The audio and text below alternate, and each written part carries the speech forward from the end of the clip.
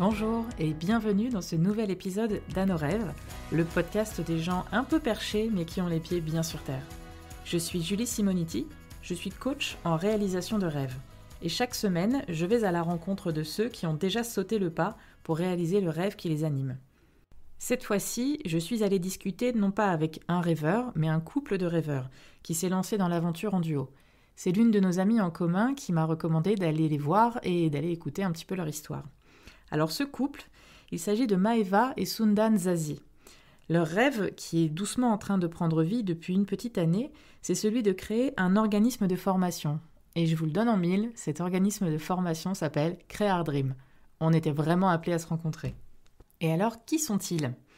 Maeva, elle a 37 ans, c'est une ancienne conseillère en insertion professionnelle. Elle a également dirigé un service de protection de l'enfance dans l'Est de la France pendant plusieurs années. Sunda, quant à lui, il a 40 ans, sa formation initiale, c'est développeur web. Mais c'est surtout un autodidacte qui aime se former dans plein de disciplines différentes, dont par exemple le dessin. Et il est surtout, avant tout, passionné par l'enseignement. Il adore transmettre.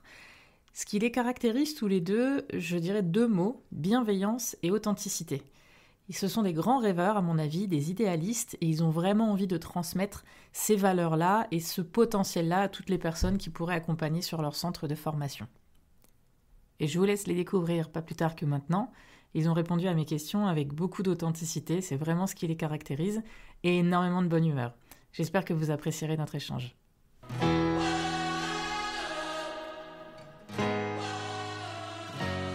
D'où vous venez ce rêve, initialement ? Pourquoi créer une entreprise ? Pourquoi un organisme de formation spécifiquement ? Alors, le rêve en lui-même, en tout cas pour ma part, moi j'ai toujours voulu enseigner dans le sens le plus large possible. C'est-à-dire, voilà, j'ai cette appétence de vouloir donner mon savoir, notamment ça a commencé par mes enfants, après quelques amis, ainsi de suite. Et j'ai toujours cette volonté aussi, cette indépendance de vouloir avoir ma propre structure. Ça, c'était quand j'étais un peu plus jeune, j'avais toujours cette vision-là en tête. Et je me disais, tiens, un jour, je ferai tout pour pouvoir accéder Au début, c'était pas vraiment comme un rêve proprement dit, c'est au fur et à mesure, ça commençait à se nourrir pour dire, voilà. Mais finalement, l'objectif, mais je me suis dit, il faut absolument que j'ai ma propre structure. J'en ai marre d'être au sein en tout cas, travailler avec un employeur.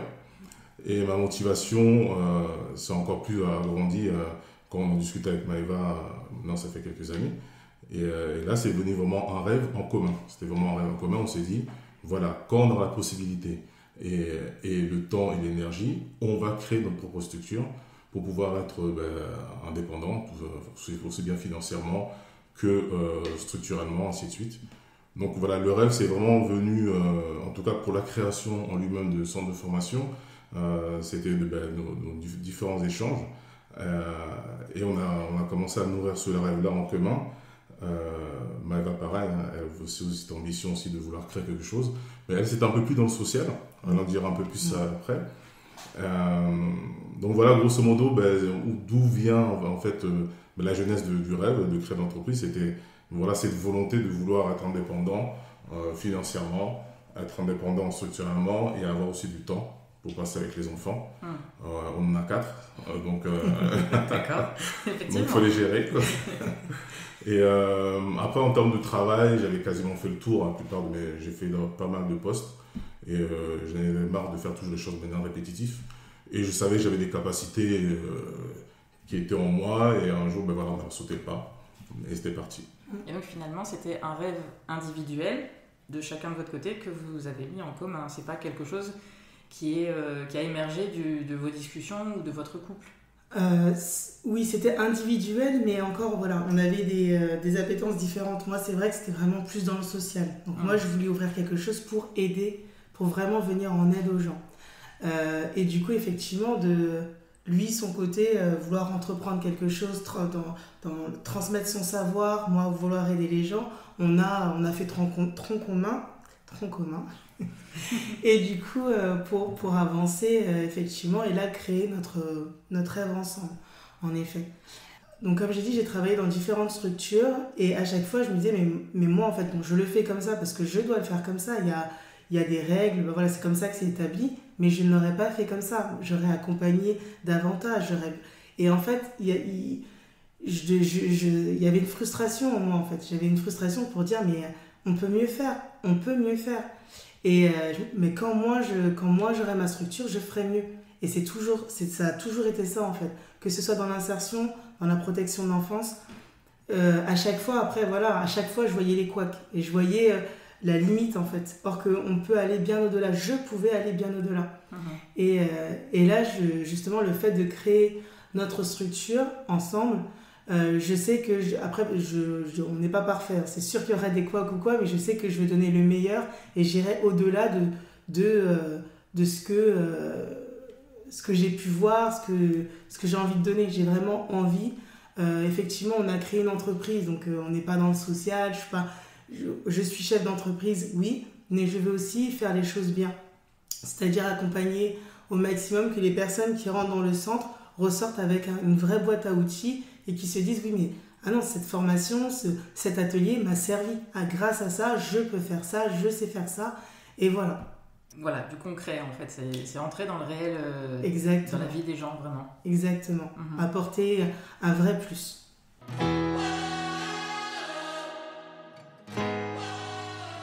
Et alors, par rapport à cette réalisation, quel est le déclic en fait qui a fait que vous vous êtes dit là c'est maintenant et on n'attend pas une minute de plus? Après, pour ma part, le déclic, comme je disais tout à l'heure, on en parlait souvent régulièrement à chaque fois du projet. Avec le Covid, parce que moi je travaillais juste avant qu'on crée l'entreprise pour un genre de communication. Donc on était à Metz, on était basé à Metz, on est revenu après sur Paris. On était parti pour le travail parce qu'il n'y avait pas sur Paris pour développeur web junior, donc on est parti à Metz pour pouvoir, en tout cas pour moi, travailler. Et on est revenu pour Maëva, elle travaille aussi sur Paris. Et le Covid a fait que structurellement, c'était plus pareil le travail. C'est-à-dire qu'avant, ils étaient un peu réticents sur le télétravail. Après, avec le Covid, c'était imposé, donc on était forcément contraint de faire le télétravail. Et une fois que le Covid est passé, nous on est revenus sur Paris, mais j'ai gardé toujours mon lien avec l'employeur. Donc c'est-à-dire que je travaillais à distance. Mon métier, c'est propice à ça, on n'a pas besoin d'être dans les locaux pour pouvoir travailler. Et voilà, j'étais à la maison et je commençais à un peu engomberger, en avoir marre de faire toujours, pas la même chose parce que c'est un métier quand même qui est assez passionnant, mais du fait que j'étais plus physiquement dans l'entreprise, j'avais une espèce de détachement qui me permettait de me ressentir un petit peu sur ce que j'ai envie de réellement faire.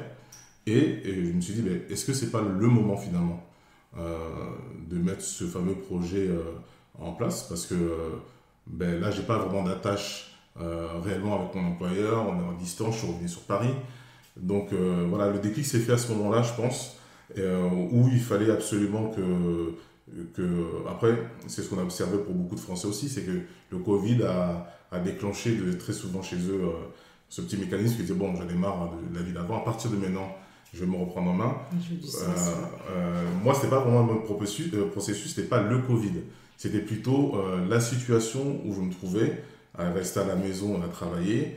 Et c'est à ce moment-là que le déclic s'est fait. Je me suis dit, et là, j'en discutais avec Maëva justement, il est peut-être temps maintenant de prendre les choses en main et d'entrevoir. Maëva, elle était encore en poste. Et c'est là qu'est venue l'idée de la notion de créer un centre de formation. Le centre de formation, pourquoi parce que j'avais toujours cette envie de transmettre le savoir en lien avec le développement web. Et je savais qu'avec les compétences de Maëva, qu'on pouvait allier les deux, tant moi dans le côté technique, elle dans la part ressources humaines, dans la part stratégique aussi, et dans la part sociale, parce que l'idée c'était, quand les personnes viennent se former, et ils sortent de là, il fallait absolument qu'ils repartent avec des connaissances, tout ça, mais être embauchable assez rapidement. D'où les compétences de Maëva qui rentrent en jeu, qui étaient de son ancienne posture conseillère en insertion, donc de permettre de faciliter la compréhension du monde du travail, création de CV, de motivation. Donc voilà, cette combinaison, elle était vraiment parfaite, en tout cas pour la vision que nous on avait du projet. Et c'est là qu'on a dit, on commence. Et elle m'avait été en poste. En tout cas, mon déclic, c'était à ce moment-là. D'accord. Oui, il y a une belle complémentarité entre vos compétences. Exactement. Et alors, juste avant que tu interviennes, est-ce qu'il y a quelqu'un ou un prof, un enseignant qui t'a marqué ou qui t'a influencé pour que tu aies envie de transmettre le savoir ? Ou ça a toujours été comme ça ? Ou est-ce qu'il y a quelque chose dans ta vie qui fait que tu as besoin d'enseigner ? Je veux dire que ça a toujours été comme ça. Parce que... ça se voit pas à travers le micro, mais moi je suis de naturel à faire le clown.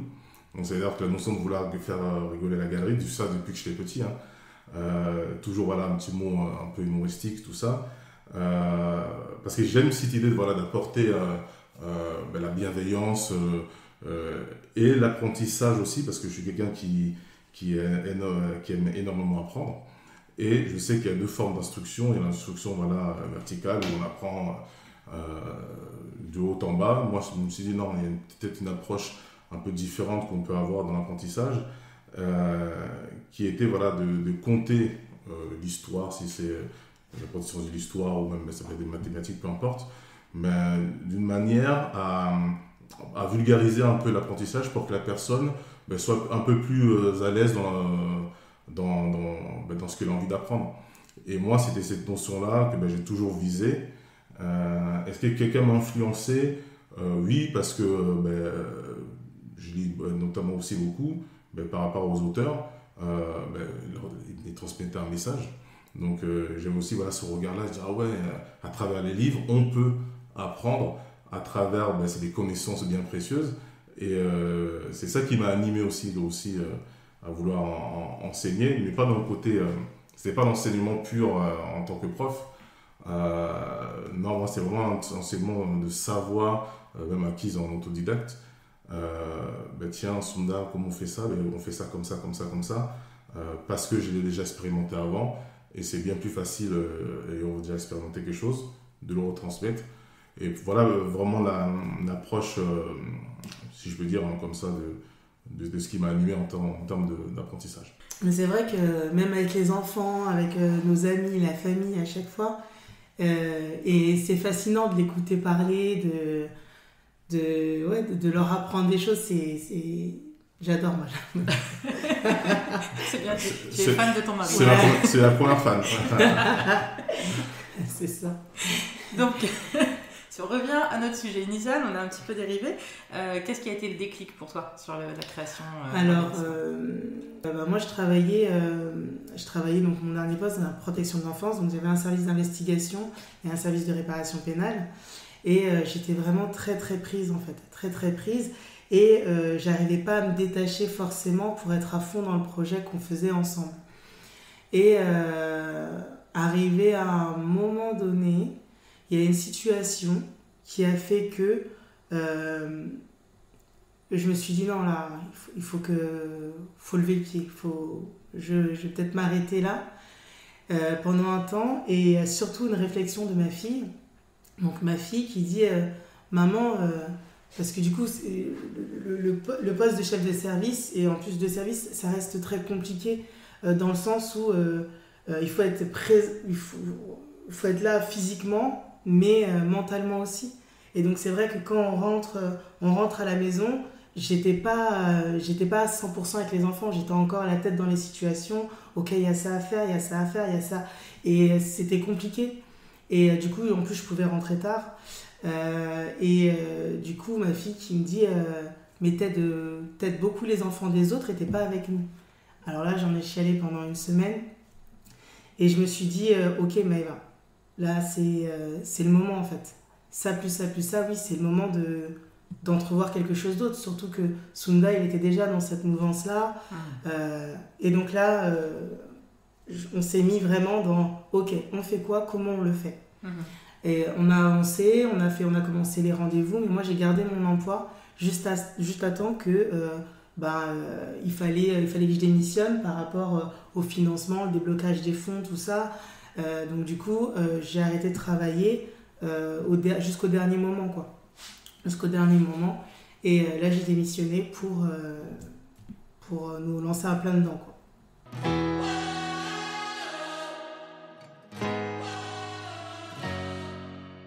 Et alors, ce que ça m'évoque, c'est l'expression ne pas mettre tous ses œufs dans le même panier. Et vous avez fait un sacré pari finalement de dire j'arrête mon travail, je lâche mon travail et on se lance sur ce projet qu'on a en commun. Ça vous a pas fait peur ? Ou est-ce que vous avez eu d'autres peurs au moment de vous lancer ? Ça m'a terrorisée. Vraiment. Ce qui est une réponse plutôt rationnelle, hein, quand même, assez rassurant finalement. Mais dans le sens où effectivement, là, c'est pas comme si on le fait avec d'autres personnes. Là, c'est tous les deux, sachant qu'on est propriétaire, qu'on a 4 enfants. On s'est dit, ok, là, on y va vraiment. D'où le fait que je pense, moi aussi, j'ai retardé le plus possible ma démission, en fait. Mais du coup, effectivement, on a eu, en tout cas pour ma part, j'ai eu très très peur.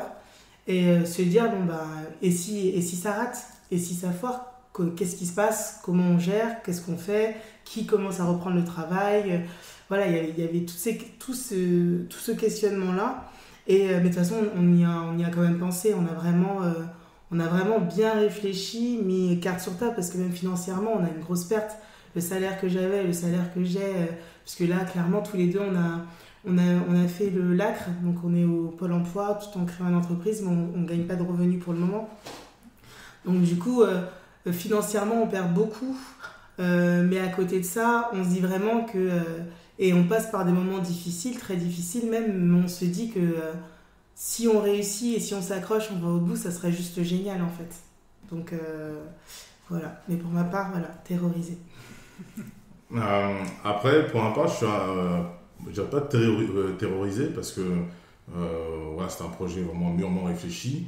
On a essayé d'entrevoir, parce que ce qu'Emma n'a pas dit, c'est qu'on a vraiment fait un plan. C'est-à-dire qu'on s'est dit, voilà, si on arrête de travailler, le plan A, c'est ça fonctionne comme ça. Le plan B, s'il y a quelque chose qui ne va pas, quelles sont nos options pour pouvoir se retourner et à quel moment on pourra le faire retourner, à quel moment on pourra se retourner, se donner une petite deadline, c'est-à-dire que si au-delà de cette date-là, ça ne fonctionne pas, on arrête tout et on revient à nos anciennes occupations. Donc c'était un peu plus... voilà, je voyais les choses un peu plus de manière pragmatique, donc j'avais pas cette peur-là. Et après, voilà, la peur, aussi minime qu'elle était, c'est nécessaire. C'est ça qui va nous donner encore plus de volonté et de courage et être plus rigoureux dans ce qu'on fait. Parce que lâcher une situation où on a un bon salaire je dirais pas plus rien du tout, mais à avoir une situation totalement différente et un peu bancale, il faut réfléchir à 2 fois. Mais c'était le moment. C'est-à-dire que là, parce qu'il y a certains moments de la vie où on se dit, j'ai pas les capacités ou j'ai pas la maturité nécessaire pour pouvoir faire telle ou telle chose. Des fois, c'est pas forcément une question de maturité, c'est en effet une question de déclic. Parce que peu importe la situation où on peut se trouver, on aura toujours l'énergie quand on a la motivation de le faire. Et là, c'était clairement ça. C'était qu'on était vraiment motivés. On est comme des machines de guerre, c'est-à-dire que personne ne pouvait nous arrêter, parce que même dans notre influence, hein, vous êtes sûr, comme on va dire, vous êtes propriétaire, parce qu'on est fraîchement propriétaire, et les banques n'aiment pas trop quand il n'y a pas de rémunération qui tombe aussi facilement. Vous êtes sûr, voilà, réfléchissez. Non, on a bien réfléchi. Là, c'est maintenant. Si c'est pas maintenant, ce sera jamais. Et surtout, voilà, en termes de maturité et d'expérience, j'ai l'impression que les étoiles s'étaient vraiment alignées. C'était vraiment maintenant et pas après et pas avant. C'était le moment qu'il fallait faire. Et donc, moi, la peur, je ne l'ai pas ressentie comme Maëva. J'avais quand même une petite assurance de me dire ça va fonctionner, ça va fonctionner. Même si on se met cette petite motivation comme ça en tête, il y a quand même le réel. Est-ce que dans le réel, ça va vraiment se passer comme ça ? Ça, on ne sait pas, mais on prend quand même le risque. parce que ça vaut le coup. Ça vaut le coup parce que maintenant, là on est encore sur le chemin, rien n'est vraiment encore concret, mais on n'aura pas de regret. Cette notion de se dire, ah si j'aurais su, mais 10 ans plus tard, si j'aurais su, si j'aurais pu, non, à ce moment-là c'est trop tard. Vivre avec des regrets, c'est vivre avec, une espèce de souffrance, alors que nous on a essayé, ça ne fonctionne pas, on a essayé, on a vu, et tant bien que même si ça ne fonctionne pas, on se laisse encore le temps peut-être pour essayer plus tard, parce que maintenant on apprendra des erreurs, on apprendra à mieux faire les choses, mais en tout cas pour nous il était hors de question qu'on ne se lance pas, même si la peur était là, même si les contraintes financières, et ainsi de suite. C'est pas ça qui va nous arrêter, parce qu'on avait vraiment la motivation et la volonté de vouloir réussir dans ce qu'on se faisait. Et après, de toute façon, on s'est dit aussi que de toute façon, si on se laisse manger par la peur, on n'ira jamais nulle part en fait. Donc voilà. Il y avait aussi un double enjeu, parce que nous, ce qu'on veut transmettre aussi aux enfants, c'est cette notion-là aussi d'entreprendre des choses. Nous, on vient, en tout cas pour ma part, on vient d'un milieu d'environnement où on n'entreprend pas aussi facilement que ça. On a tendance à dire faire un travail ne bouge pas. C'est comme ça la mentalité. Et alors que nous, on veut casser ces codes-là. C'est-à-dire que non, pour pouvoir justement réussir et prendre entre guillemets sa vie en main, c'est d'être acteur de sa vie, de ne pas suivre des mouvances. C'est ce qu'on a envie de transmettre aux enfants. Au-delà de nos réussites, ils vont dire papa, ils ont essayé, ils ont entrepris. Ils ont réussi ou pas, mais nous pensons qu'on croise les doigts que ça va bien réussir. Et voilà, ça va permettre à eux aussi d'avoir cette volonté-là aussi derrière. Et c'est ça aussi qui nous anime aussi dans ce projet-là, parce qu'on voit quand même qu'ils sont fiers, eux les enfants. Hein. C'est papa ils font ça, papa maman ils font ça, ils sont en entreprise, même s'ils n'en saisissent pas vraiment les nuances, mais on sent quand même une petite fierté aussi. Donc voilà. Et aussi par rapport aussi à notre entourage, de dire reste dans un poste, mais là tu as un salaire, c'est sûr, tu as une couverture, oui mais non en fait, là on leur montre aussi qu'on peut faire autrement et on va réussir, il n'y a pas de raison, on n'est pas justement, on a les compétences, on a l'entourage, donc voilà. C'est intéressant votre point de vue là-dessus sur le fait qu'il vaut mieux essayer quitte à se planter plutôt que de se dire qu'on regrettera toujours de ne pas avoir essayé, parce que juste un petit partage personnel. Voilà, donc je viens de recréer une entreprise, mais c'est ma deuxième entreprise avant d'être repassée par le salariat, et la première entreprise que j'ai créée, elle a été immatriculée 2 semaines avant le décès de ma mère. Donc elle était malade de très longue date, on savait qu'il lui restait un certain peu de temps à vivre, on va dire. Et puis quand j'étais en train de préparer les démarches pour créer mon entreprise, je lui ai dit mais qu'est-ce que tu en penses ? Parce que je vais lâcher un emploi salarié, je vais me lancer à mon compte, un peu à l'aventure. Et elle qui était dans cette posture de se dire je suis à la fin de ma vie, j'ai du recul aussi sur les choix que j'ai fait ou que j'ai pas fait, elle m'a dit mais fais-le, parce que si tu le fais pas, tu le regretteras. Et c'est juste une anecdote pour dire qu'il y a beaucoup aussi d'études qui ont été faites, de sondages qui ont été faits chez les gens qui sont en fin de vie, dans les maisons de retraite, des choses comme ça, où on va demander aux gens mais qu'est-ce que vous regrettez le plus dans votre vie ? C'est pas avoir osé. C'est toujours ça. Donc effectivement, votre discours il est hyper intéressant. Et ce que tu disais, Sunda, par rapport au fait que, vous l'avez dit un petit peu tous les deux, au fait que c'est compliqué pour l'entourage de comprendre qu'on lâche un emploi salarié pour se lancer à l'aventure, c'est parce qu'aussi il y a peut-être les générations précédentes à qui on a bien expliqué ou qui étaient dans cette mouvance de se dire une fois que j'ai un CDI, je le lâche plus et puis je vais faire carrière 20, 30 ou plus plus de 30 ans dans cette entreprise parce que c'est important d'avoir un CDI, c'était pas le même contexte économique.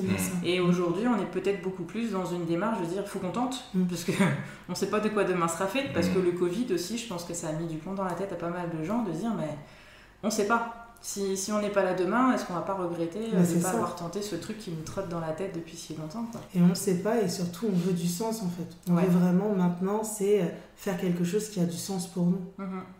Donc oui. Et l'exemple que vous donnez à vos enfants, je trouve qu'il est magnifique. Ouais, c'est gentil. Justement, vous êtes en train de leur montrer la preuve par l'exemple. Ça, c'est la meilleure éducation possible. Vraiment. C'est-à-dire, si on veut quelque chose, on y va.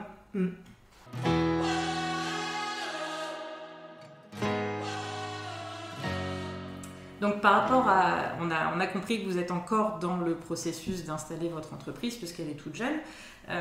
Est-ce que, au stade où vous en êtes, tout s'est passé comme vous l'aviez imaginé ou est-ce que c'était pas du tout comme vous l'aviez imaginé en termes d'émotion, en termes de gestion logistique, de tout ça? Est-ce que vous avez réussi à anticiper ou vous pensiez avoir anticipé mais finalement vous avez été surpris par la réalité? Oui, alors...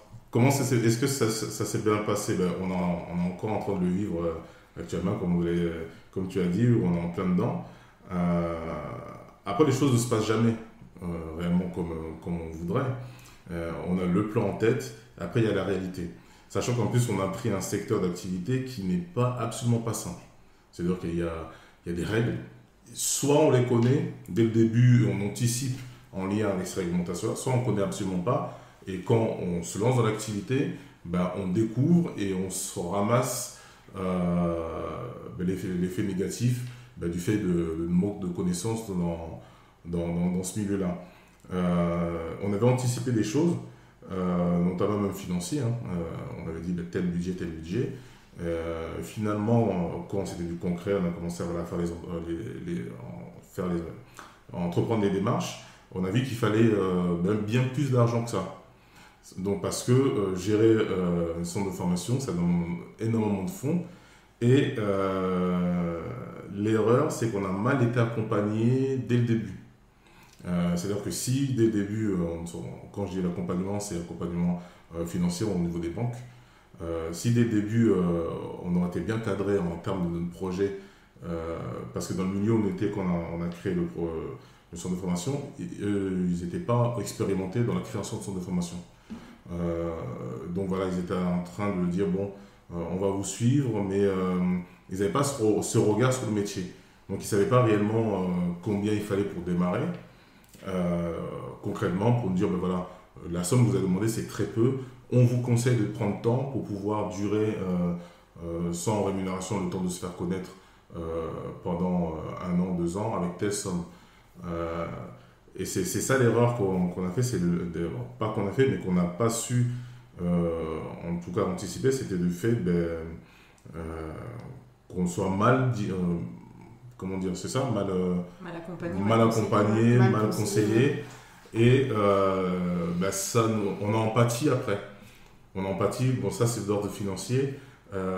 Après, d'ordre moral, c'est extrêmement dur. C'est-à-dire que même si on s'y prépare, on va dire oui, on va faire ça, mais c'est extrêmement dur d'ouvrir une entreprise moralement. C'est fatigant. Au quotidien, c'est penser matin, midi et soir en entreprise. En tout cas, tout au début, parce que quand on lance ce projet, il faut être sur tous les fronts, même des fronts qu'on ne connaît pas. Et, souvent même. Et c'est ça la difficulté, c'est jongler sur tout. Et moralement, quand on a des choses négatives qui viennent parce que c'est comme ça, on ne sait pas trop les gérer au début. Parce qu'on dit, est-ce que tout va s'écrouler à cause de ça? Je ne rentre pas vraiment dans le détail, mais si je prends un simple exemple, c'est-à-dire que pour que la structure soit ouverte et maintenue, il fallait répondre à un agrément. Et l'agrément s'appelle le NDA tout au début, ça c'est vraiment au début de la création. Et quand on a commencé à vouloir le faire, à chaque fois c'était refusé. Parce qu'il y avait une façon de le faire, une méthodologie de le faire. Et comme c'est les institutions françaises, ils compliquent bien sûr tout. Donc on se dit, finalement, on ouvre aux portes, on va pas réussir finalement. Et on a su se tourner vers une professionnelle qui, elle, savait comment faire pour pouvoir justement avoir les bons réflexes et la bonne chose pour pouvoir avoir l'agrément. Mais ça, c'était un coût financier aussi. Donc c'est-à-dire que ça, on ne l'a pas anticipé, mais c'était nécessaire, absolument nécessaire pour pouvoir passer l'étape d'après. Et c'est des petites choses comme ça au fur et à mesure qu'on découvre. On se confronte à un mur, on passe le mur, on avance, un second mur, on repasse le mur, c'est que ça. C'est vraiment des montagnes russes. Et qui dit montagne russe, en termes d'émotions, c'est la même chose. Joie, doute, colère, peine, on remonte, c'est super, on descend. Donc voilà, ça c'est extrêmement dur à gérer. Parce qu'après, voilà, il faut être aussi lucide et pragmatique dans tout ce qu'on fait. Moi, en tout cas, ce côté-là, je le gère un petit peu mieux que Maëva. Mais voilà, même au moment doute, ce qui est bien, c'est qu'on est tous les deux dans l'aventure. C'est-à-dire que voilà, un coup de baisse morale de l'un, l'autre va dire non, écoute, voilà, on garde les aspects positifs à être mis en avant, on a déjà fait ça. Ah oui, t'as raison, et voilà, c'est reparti. Et le lendemain, c'est l'autre côté, c'est elle. Non, mais t'inquiète pas. Donc, il y a une espèce de ping-pong comme ça de soutien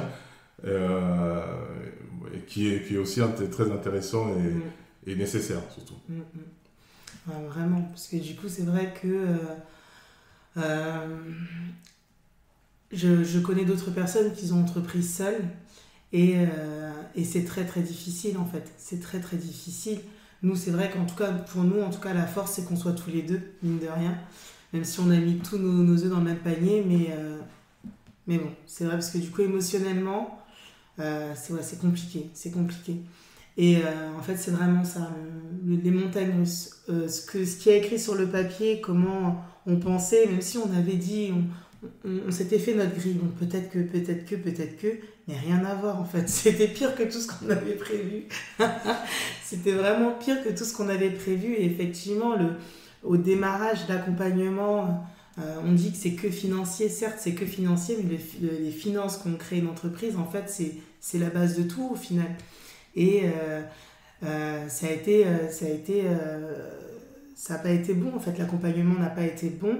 Et du coup, ça fait que on avait déjà investi personnellement, mais clairement, toutes nos économies sont passées dans notre entreprise, en fait. Pour dire que voilà, on croit vraiment en notre projet, on sait que ça va fonctionner, mais c'est vrai que des fois, il y a des petits coups durs comme ça. Là, en l'occurrence, notre CPF, depuis je sais pas combien de temps on est dessus. Ça va faire 7 mois, sans mentir. Et au final, voilà, vous avez oublié, c'est quoi ? C'était le numéro de siret, vous avez oublié vous avez oublié. Et c'est des trucs super nuls, et on se dit, mais c'est pas possible. Et à côté de ça, quand on voit qu'on perd des clients, qui nous disent, mais on attend que vous soyez CPF, on attend, ok, 1 mois, 2 mois, mais on l'est toujours pas. Donc à côté, on va pas leur dire, restez absolument avec nous. Donc non, on oriente vers d'autres centres pour que au moins on les bloque pas, c'est pas l'idée. Mais au final, c'est super dur. Ça a été super dur. Il y a plein de choses. Voilà, tu as parlé du NDA, mais pareil, le Calliope, directement, on a pris quelqu'un parce que pour la lecture du Calliope, clairement, comment nous on avait compris, les gens on avait 2 lectures différentes. Et quand on a payé quelqu'un pour nous expliquer comment faire Calliope, en fait, heureusement, parce que sa lecture, c'était pas du tout ce qu'on avait compris, en fait. Mais c'était nécessaire. Et effectivement, c'était des coûts financiers, mais nécessaires. Et après, c'est en termes de communication, parce que tu dis que ça fait un peu plus d'1 an. En fait, on a créé l'entreprise au mois de mai 2023, mais en fait, l'inauguration a eu lieu au mois de septembre parce qu'on a fait des travaux. Donc, on n'a pas ouvert tout de suite, le temps d'avoir les NDA, les Calliope, tout ça. Bon, ça a pris du temps, mais réellement, on est là depuis septembre 2023. Et en termes de communication sur le territoire, on trouvait qu'on était très lent. On trouvait que ça fait un moment, on a un community manager, on essaye d'être présent sur les réseaux, tout ce qui se passe dans le secteur, on essaye d'être présent.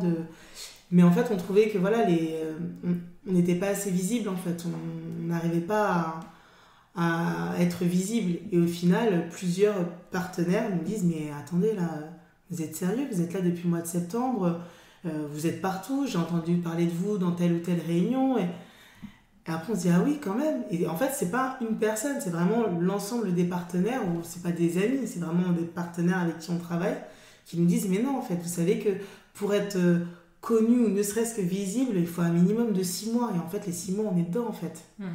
Mais effectivement, le temps des autres n'est pas notre temps à nous, financièrement. Mmh. On va voir. C'est comme ce que tu disais, Sunda, tout à l'heure, c'est une montagne russe, mais ça veut dire que dans les montées, ça ralentit. Et là, vous êtes dans une phase de ralentissement, vous faites tout un travail de fond, vous n'avez pas l'impression d'en voir encore les bénéfices. Et puis, quand les choses vont se débloquer, d'un seul coup, tout va accélérer. Vous allez vous retrouver dans la descente à pleine balle, et puis ça va aller à toute vitesse. Et, c'est exactement ça. C'est exactement ça. Et surtout qu'en fait, là, en ce moment, c'est les appels d'offres de la région.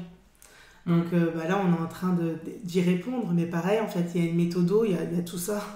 Donc, on ne sait pas, comme il disait, multicasquette. Là, on a toutes les casquettes. J'ai des choses que j'ai jamais fait de ma vie, que j'ai jamais vues de ma vie. Et pourtant, je suis obligée parce qu'on n'a pas le choix. Mais c'est vrai que on est vraiment sur les montagnes.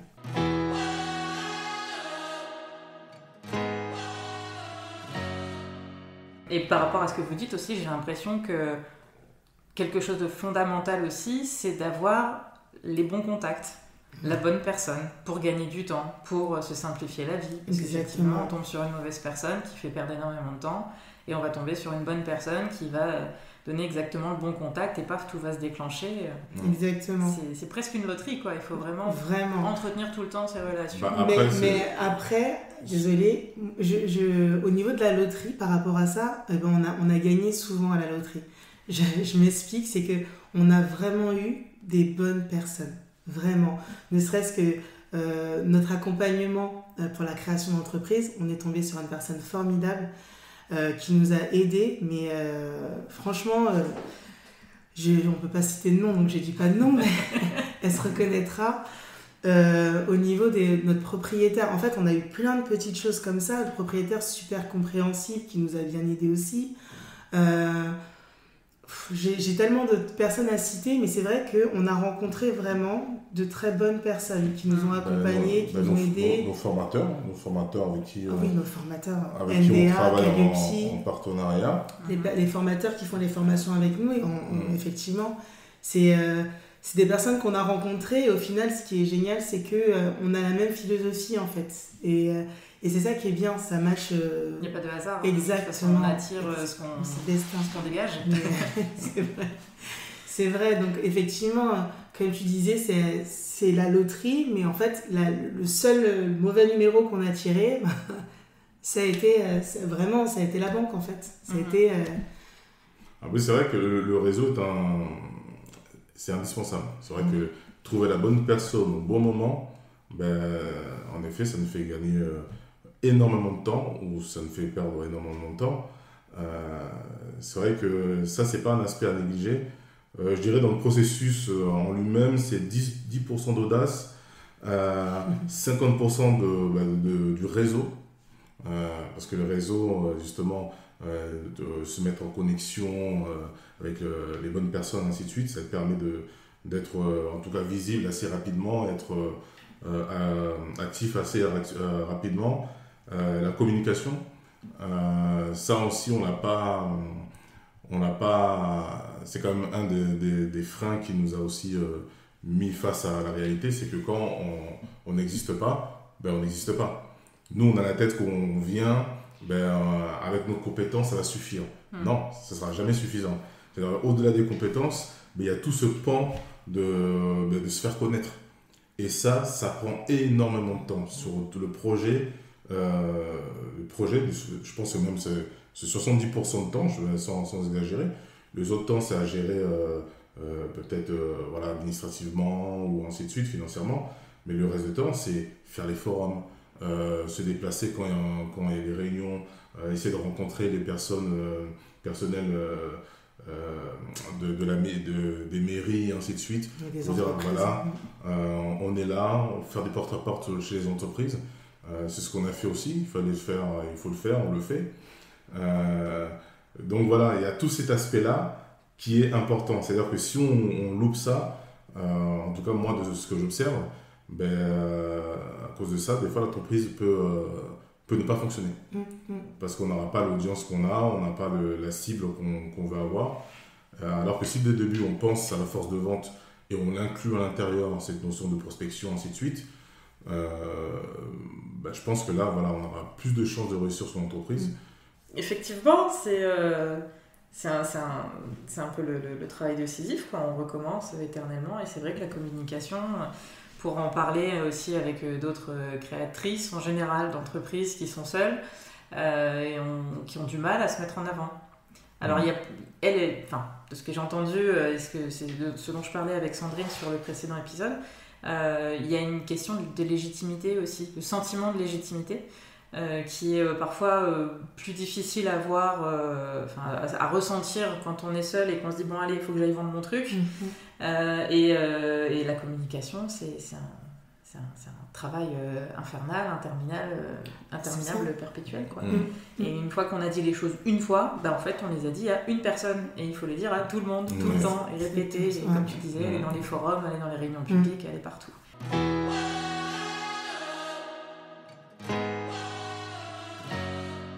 Passons à un autre sujet. Au stade où vous en êtes, et peut-être que je reviendrai vous poser la question dans un an, de quoi êtes-vous le plus fier, là, sur votre parcours, sur le parcours de réalisation de votre rêve? De l'avoir vraiment fait. Moi, voilà, et à deux, en fait. Vraiment à deux, et qu'au final, on a eu vraiment des moments difficiles, mais ça nous a encore plus soudés, en fait. Donc, vraiment fier d'avoir vraiment passé le pas, de l'avoir fait, à notre image, vraiment c'est surtout ça aussi, c'est à notre image, c'est que même quand on se vend ou qu'on se déplace dans des forums ou quoi que ce soit, mais c'est vraiment nous et c'est vraiment notre patte, on s'est pas maquillé, déguisé pour essayer non en fait c'est Maeva Sunda, on l'a vraiment fait, on l'a vraiment monté et on se donne à fond en fait. Le fait qu'on se donne à fond, qu'on essaye à fond, moi, je suis fière de nous par rapport pour ça. Moi, pareil, je te rejoins sur ça. C'est d'avoir réalisé, passer du projet papier à quelque chose de concret. Mais je rajouterais aussi, parce que très souvent, quand on crée une entreprise, on a la tête dans le guidon. On ne voit pas tout ce qui est réalisé. Et c'est les personnes extérieures, comme tu as dit tout à l'heure, les partenaires, même les personnes, les membres de la famille, qui disent on sait que ça monte, ça descend, mais est-ce que vous avez vu déjà ce que vous avez abattu depuis que vous avez commencé? Et après, c'est là que je lève la tête et je prends le temps de regarder, mais je dis, mais c'est vrai, c'est quand même que l'air de rien, on a commencé en moins d'un an, en un an, on a déjà fait ça, on commence déjà à être visible, en si peu de temps, ça, c'était une forme de fierté. La fierté, là, je l'ai vraiment ressenti comme si c'était palpable. C'est à ce moment-là pour dire, ah oui, on a vraiment fait quelque chose. Et comme tu l'as dit, on a vraiment fait quelque chose. Et c'est notre essence, cette chose-là. C'est pas, c'est nous, on l'a fait avec notre vision. Et on a réussi à maintenir justement notre vision et la faisabilité. On n'a pas pu, il n'y a pas eu de décalage vraiment entre ce qu'on voulait faire et ce qui a été fait. C'est vraiment ce qu'on voulait faire, c'est vraiment ce qu'on a fait. Et ces deux points-là, c'est d'avoir réalisé ce qu'on voulait faire depuis le début et avoir vu le chemin accompli depuis qu'on a décidé de mettre ça en place, quoi. Jusqu'à la déco, quoi. Jusqu'à la déco, on a vraiment fait comme on l'avait imaginé, quoi. Est-ce que tu peux expliquer rapidement la déco, justement, de votre centre de formation? Parce que du coup, avec Sunda, on est fan de manga. Et donc là, on rentre dans l'univers de Naruto, en fait. Donc on a des salles Konoha, on a Suna, on a les Kage, notre bureau. Les initiés se reconnaîtront. Voilà, c'est ça. On va avoir des Star Wars aussi, mais ça fait un peu cliché au final, parce que c'est vrai que c'est un centre où on fait de l'informatique, donc développeur web, tout ça, donc de voir tous ces trucs-là, ils disent mais vous êtes un peu geek, un peu sur les bords, mais... Ça tombe bien. Mais voilà, c'est ça. Mais du coup, vraiment, on rentre dans un univers un peu manga, Star Wars, donc on met les... Mais c'est sympa, il faut venir voir. C'est sympa. je témoigne.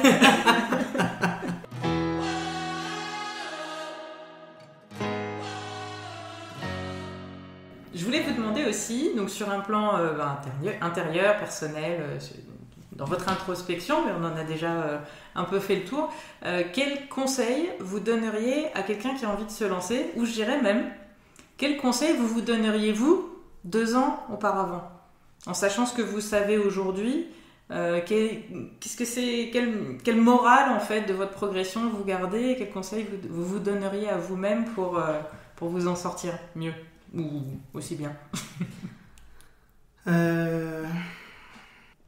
Je sèche.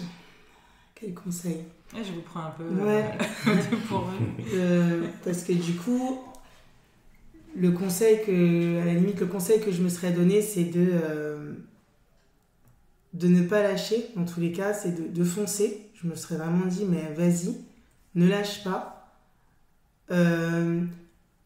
Mais en amont, peut-être de solliciter, mais après, c'est ça le truc, je ne sais pas si ça se fait déjà, mais d'aller solliciter déjà des financements, voir au niveau des financements, qui peut investir, plutôt pas des financements, des investisseurs, alors qui peut investir dans mon projet? Parce que du coup, même si là, on s'est lancé à 2, mais peut-être trouver une autre personne une autre personne dans la boucle financièrement pour ajouter. Donc en soi on ne sera pas que tous les deux, ou peut-être tous les deux avec un financeur, je sais pas, mais d'aller prospecter des investisseurs. Je me serais dit ça, parce qu'au final là, ce qui a pêché encore une fois, et ce qui pêche pour nous, c'est l'aspect financier, parce que après le parcours, l'étude de marché, en fait on a vraiment tout suivi, et ça on l'a vraiment fait. Donc du coup, hormis ça, et de rester motivé, je vois pas, pour le moment en tout cas, pour moi. Quel conseil? Moi, je dirais de travailler. Travailler. Après, tout dépend des rêves ou des objectifs qu'on a. Si c'est un rêve ou un objectif ou c'est une niche. Non, c'est pour toi. Hein. Toi, il y a 2 ans, qu'est-ce que tu t'aurais dit avant de te lancer? Ça, ou quelqu'un qui hésite à se lancer, mais en fait, ce serait un peu le même... D'accord, moi je pensais que c'était pour moi. Non, mais je retiens, en fait, ce serait finalement aller chercher plus d'informations sur les aspects où tu étais un petit peu moins sûr, quoi, avant de te lancer, aller peut-être... Enfin, c'est comme ça que je l'ai perçu en tout cas, d'aller te renseigner sur comment ça allait se passer sur la partie financière. Donc aller chercher plus d'informations. Au niveau des finances, voilà. Ouais. Mais du coup, je dirais à une personne qui, si elle a envie de se lancer, c'est vraiment que son business plan soit vraiment carré en fait, qu'elle ait vraiment tout, que l'étude de marché, qu'elle ait vraiment tout fait, et à la limite, bien préparer tous les étapes, bien repérer son réseau, son potentiel réseau, déjà le repérer, et peut-être même aller dire coucou, voilà, j'entreprends de faire ça, commencer à se montrer en fait, même si elle reste invisible parce que sa société elle n'est pas encore créée, mais peut-être dire j'entrevois de faire ça, d'assister à des réunions, voilà, pour dire je vais arriver, je suis pas encore là mais je vais arriver. Et là mine de rien, en soi, ça montre que ah oui, mais je me rappelle, on s'était rencontrés lors de tel forum, voilà. Mais si la personne a envie de se lancer justement, il faut y aller, il faut pas qu'elle reste bloquée, qu'elle se freine en fait. Il faut vraiment, comme on disait tout à l'heure, sans regret, c'est de se lancer, mais de la plus belle manière qui soit. Donc avec sa boîte à outils bien remplie, et d'y aller quoi. Mais je pense que c'est ça, il faudra se mettre en action. Si on a un rêve ou un projet à réaliser, c'est se mettre en action. Ça ne veut pas dire commencer tout de suite son rêve, mais en tout cas commencer à le préparer. C'est indispensable si on ne voit pas justement que notre rêve se transforme en cauchemar. C'est le préparer, de travailler en amont dans tout l'aspect du projet. Avant même de vouloir se relancer à corps et âme et corps perdu dedans, c'est déjà commencer à faire l'étude de marché, comme tu l'as dit, un bon business plan, chercher les financeurs. C'est vrai qu'en termes de finances, c'est quand même 80% du projet, parce qu'après le talent on l'a pas. Si on a le rêve, on veut le faire, c'est qu'on a le talent pour. C'est pas ça qui va pêcher, c'est plutôt l'aspect financier. Convaincre les banques, ainsi de suite. Donc commencer à travailler dans ce sens-là. Donc si je dois donner des conseils, ou si ça aurait été moi aussi, c'est il faut bien travailler son projet. Bien travailler son projet de A à Z. Et plus on sera préparé à le mettre en place, et moins on sera sujet à de problèmes, même si on a forcément. En tout cas, d'ordre financier, ça sera un peu plus structuré, un peu plus calme. Et ce que vous dites, ça m'évoque aussi un échange que j'ai eu avec un ami qui est chef d'entreprise.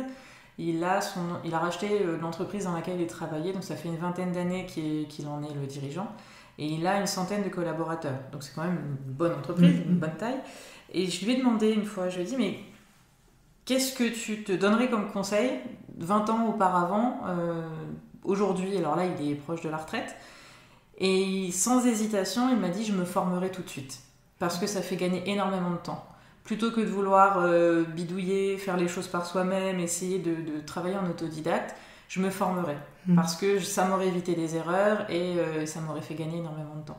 Donc ça se rapproche aussi de ce que tu disais par rapport au fait de bien préparer les choses, d'anticiper, de planifier un maximum, donc de se former aussi à ce que c'est qu'en fait la création et la gestion d'une entreprise.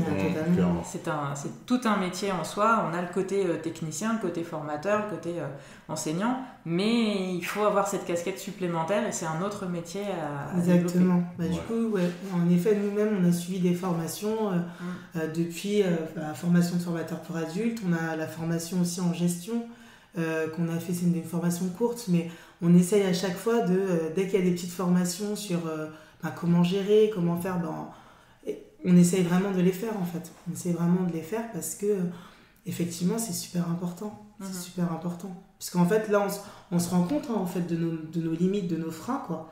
Parce qu'au final on ne sait pas. C'est pas qu'on ne sait pas faire. Donc du coup on cherche, on va regarder des webinaires, comment on peut faire ci, mais on ne sait pas le faire quoi. Donc, après, on ne peut pas tout faire. Justement, il faut que la personne qui veut créer son entreprise, en tout cas, faire aboutir son rêve. Mais dans son rêve, il est obligé de prendre en équation que d'autres personnes doivent contribuer à ce rêve-là. Et si on prend ça en considération, et non pas se dire, c'est mon rêve, je vais le faire tout seul, je suis dedans, non, ça ne va pas fonctionner. Il faut vraiment se dire, pour que je puisse atteindre mon rêve, il faut que je m'aide d'autres personnes, ou c'est leur métier, c'est leurs compétences. D'où l'aspect financier, c'est-à-dire que si ces personnes-là, il faut les rémunérer, mais il faut penser justement à les rémunérer, donc inclure ce coût-là dans la gestion de l'entreprise. Comme ça, on se focalise, nous, sur ce qu'on sait faire, et on externalise les autres compétences, parce que notamment si on devait faire, nous, comptable, je pense qu'on aurait fermé le deuxième jour. Donc on était obligé de prendre quelqu'un de l'extérieur et dont c'est son métier. Mais même la gestion de l'entreprise financière, c'est extrêmement complexe. Donc il vaut mieux externaliser. Nous on se concentre sur ce qu'on doit faire au quotidien. Après on ne peut pas tout externaliser, mais bon. Oui, il y a plus de grosses choses quoi. Justement, c'est une bonne transition.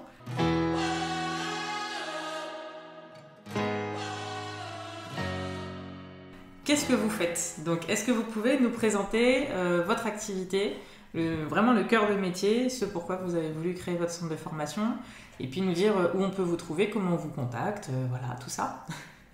Okay.